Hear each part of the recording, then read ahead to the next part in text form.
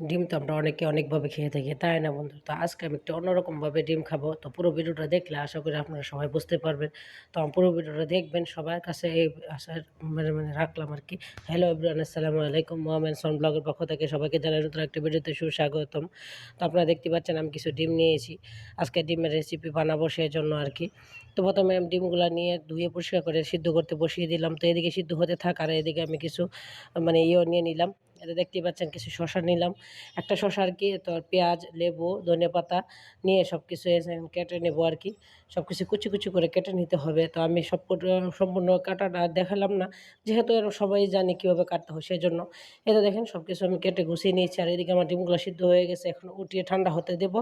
আর এর ফাঁকে আমি এগুলো সবগুলো মশলা মেখে নেবো আর কি। আগে থেকে মেখে রাখলে সব কিছু একটু নরম হয়ে খেতেও ভালো লাগে, সেজন্য। তো দেখতে পাচ্ছেন আমি কী কী দিব, সব কিছু আমি গুছিয়ে নিয়েছি আপনাদেরকে দেখানো সুবিধার জন্য। আমি সব কিছু দেখাচ্ছি আর কি। তো এখন একটা খালি বাটি নিয়ে নিলাম, এর মধ্যে দিয়ে দিলাম হলো শসা।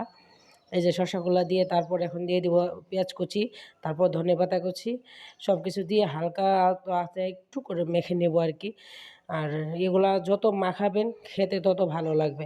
আমি তো পরপর কিছু কিছু দেবো আর কি, একটু একটু করে মাখাবো। ঠিক আছে, এই যে দেখেন এখন দিয়ে দিলাম চিলি ফ্লেক্স বা মরিচের পোড়া মরিচ যাই বলেন। এই তো কাঁচামরিচ দিয়ে দিলাম। এখন দিয়ে দিব হলে বিট লবণ। বিট লবণ তো মাস্ট বি দিতেই হবে, না হলে খাবারের টেস্টে পাবেন না। ঠিক আছে, তো দেখেন এখন আবারও আমি আলতো হাতে ভালো করে মেখে নিব আর কি। যত মাখবেন খাবারটা তত ভালো হবে আর কি। যেহেতু শসা নিয়েছি, শসাটা একটু নরম নরম হবে, সেই জন্য খেতে ভালো লাগবে। আর এই তো এখন কিছু লেবু দিয়ে দিলাম। লেবু দিলে একটু টক টক লাগবে, সেতে তো আরও ভালো লাগে।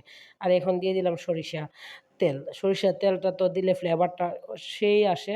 সে তার জন্য আর যারা পছন্দ না করেন একটু স্কিপ করে যেতে পারে, সমস্যা নেই। আর এখন দিয়ে দিলাম কাসুন্দি। কাসুন্দি তো না দিলে অপূর্ণই থেকে যাবে আমার মনে হয়।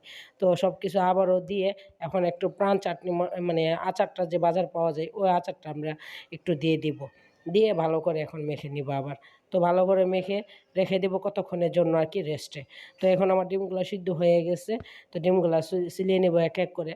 তো সে তো আমার নন্দে আমার সাথে হেল্প করতেছে, আমিও চুলাচ্ছি, দুজনে মিলিয়ে তাড়াতাড়ি হয়ে যাবে আর কি। 4টা ডিম, তাও ভাবলাম।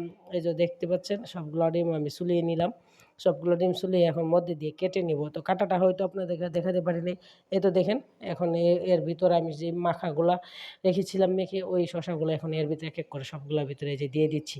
সবগুলোর ভিতরে এভাবে দিয়ে এক এক করে, তো উপর দিয়ে দিয়ে দিব এই যে প্রাণ চাটনি মশলাটা, এই যে আচারটা, এই আচারটা এভাবে দিয়ে দিব আর কি। দিয়ে দিলে খেতে সেই রকম লাগবে। তো এক এক করে দেখেন আমার সবগুলা তৈরি হয়ে গেল। তো যাদের এই পর্যন্ত ভিডিওটা দেখছেন, সবাই একটা লাইক, ফলো, শেয়ার করে দিবেন। সবাই ভালো থাকেন, সুস্থ থাকেন। আল্লাহ হাফেজ।